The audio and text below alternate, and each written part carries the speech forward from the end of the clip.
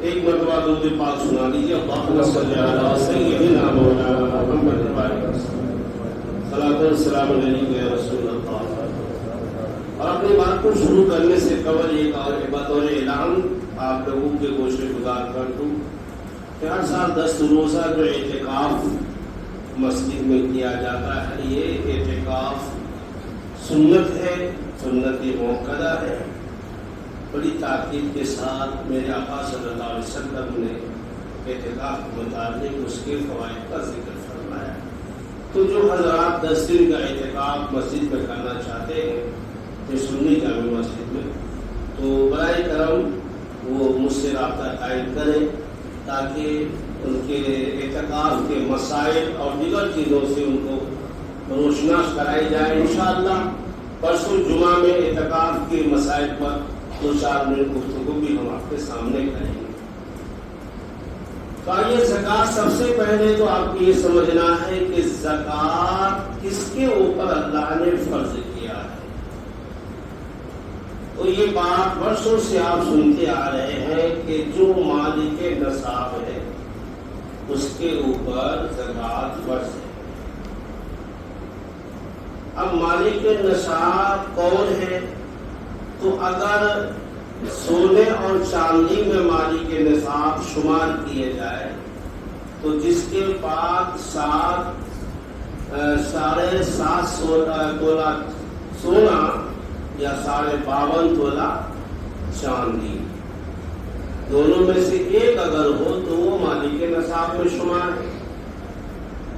اب اگر پیسے کے اعتبار سے ہو کہ پیسے اگر ان کے پاس بیلنس ہے، یعنی سونا بھی نہیں ہے اور چاندی بھی نہیں ہے، مگر اس کی جو ہے بینک بیلنس میں یا کسی بھی طرح سے اتنے پیسے جمع ہے تو اس کی مقدار کم سے کم 50 سے 60 ہزار ہے.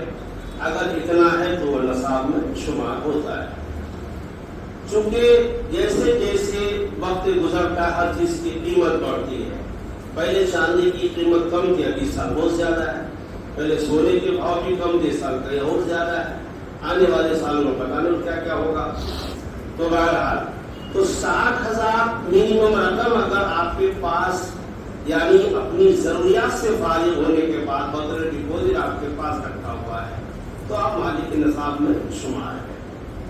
اگر آپ 60,000 کی رقم کا مالک ہے اور آپ مالک کے نصاب ہے تو پھر آپ کے پاس چاہے وہ 7.5 تولہ سونا ہو یا نہ ہو، اگر 2 ہی تولہ سونا ہو تو 2 تولے کا زکوٰۃ آپ کے اوپر نکالنا واجب ہے، کیونکہ پیسے میں آپ مالک نصاب ہے. اسی طرح سے اگر 2 تولہ سونا یا 10-20 تولہ چاندی ہے تو دونوں کی زکوٰۃ آپ کے اوپر واجب ہو جائے گی. یا صرف سونا ہے چاندی میں، یا چاندی ہے سونا میں، جو بھی ہے اس کو جوڑ بھاگ کر کے اس کا زکوٰۃ نکالنا واجب ہے، جو 2.5% ہے. یعنی کہ اگر 100 روپے ہے تو اس میں 2.5 روپیہ آپ کا زکوٰۃ نکلتا ہے. 40,000 میں 1,000، 1 لاکھ میں 2,500 روپیہ زکوٰۃ کا نکلتا ہے. اسی حساب سے آپ جوڑتے چلے جائیں. تو یہ کل ملا کر کے مالک نصاب. اچھا، ایک رننگ آمدنی، یہ سب سے خاص مسئلہ جو اکثر اس میں لوگ کنفیوز ہوتے ہیں اور دھوکہ کھاتے ہیں. رننگ آمدنی کا مطلب سمجھے آپ، یہ بہت اہم مسئلہ ہے. اور آج اس مسئلے کے اوپر تقریباً میری 1 گھنٹہ سے کسی مفتی سے گفتگو ہوئی، 1 گھنٹے تک کافی بحث ہوئی. تو اس مسئلے پر ہماری جو عوام ہے وہ زیادہ تر دھیان نہیں دیتی ہے. آپ کو میں بتاتا ہوں، فرض کر لیجیے آپ کے پاس 5 لاکھ کا بیلنس ہے اور 5 لاکھ کا بیلنس ہے بینک میں یا کسی بھی طرح سے، اور یا گھر میں سیونگ آپ کا ہے یا بینک میں ہے، جو بھی ہے 5 لاکھ کے آپ مالک ہیں. اور پچھلے سال رمضان میں آپ 5 لاکھ کے مالک تھے. اب یہ رمضان تک 1 سال گزرا کہ نہیں، تو جو 5 لاکھ روپیہ آپ کی سیونگ ہے اس میں تو زکوٰۃ 100% ہے ہی، لیکن جو درمیان میں انکم آتی گئی کبھی 20 کبھی 25 کبھی کسی مہینے میں 10 کسی میں 50 یا جو بھی اس طرح سے بھی آپ کے پاس آئے اور اس پیسے کو آپ سیونگ کرتے چلے گئے، یعنی وہ 5 لاکھ میں وہ پیسے آپ جوڑتے چلے گئے. اب جب دوسرا رمضان یعنی آیا 1 سال کے بعد تو پتا چلا کہ وہ 5 لاکھ تو تھا ہی میرے پاس، مگر وہ رننگ میں 10-20 کرتے کرتے 5 یا 3 یا 4 اس میں اور جڑ گیا. تو اب یہ زکات نکلے گی کتنے کی؟ 5 کی نہیں نکلے گی، بلکہ رننگ میں جتنا پیسہ آپ کا رمضان تک آیا ہے وہ ملا کر کے دونوں کی زکات نکلے گی. اب کوئی سوچے گا کہ کیسے ہو سکتا ہے؟ اس لیے کہ مولانا لوگ بتاتے ہیں کہ بھائی جس پیسے میں سال نہ گزرے تو اس کے اوپر زکات نہیں ہے. لیکن یہاں پر وہ مسئلہ نہیں ہے جو آپ سمجھ رہے ہیں.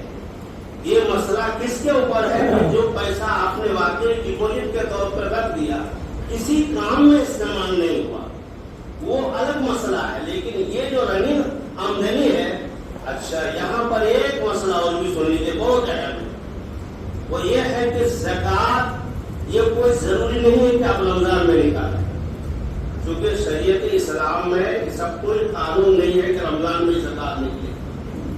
زکات کے لیے آپ کسی بھی قمری مہینے کا انتخاب کریں، یہ بات بھی ضرور ہے. قمری مہینے سے مراد اسلامی مہینہ، چاہے رجب میں زکات نکالیں، چاہے شعبان میں نکالیں، چاہے رمضان میں نکالیں، ذوالقعدہ میں، ذوالحجہ، محرم وغیرہ، کوئی بھی ایک مہینہ آپ مقرر کر لیں. اگر آپ مالک نصاب ہیں فلاں مہینے کو مجھے زکات نکالنی، اب فرض کر لیجیے میں 10 رمضان کو زکات نکالتا ہوں تو اب دوسرے سال بھی 10 ہی رمضان میں ہم زکات نکالیں گے.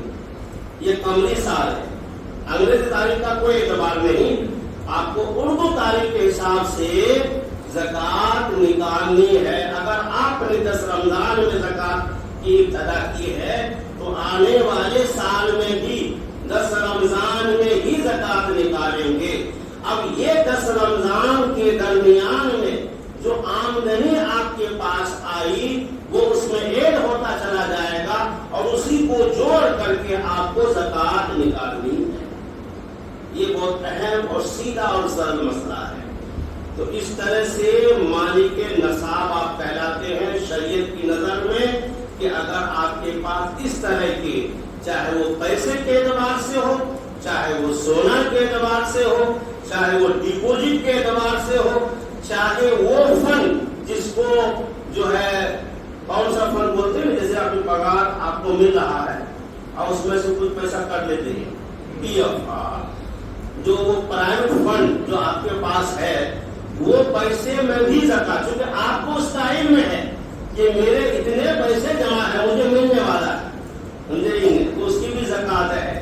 مگر سوال یہ پیدا ہوتا ہے وہ دوسرا ایک فکس ڈپوزٹ ہے اس کے اوپر بھی زکات ہے، کیونکہ فکس ڈپوزٹ میں پیسہ نکالتا نہیں آتا، وہ ہمیشہ کئی سال تک کے لیے رہتا ہے.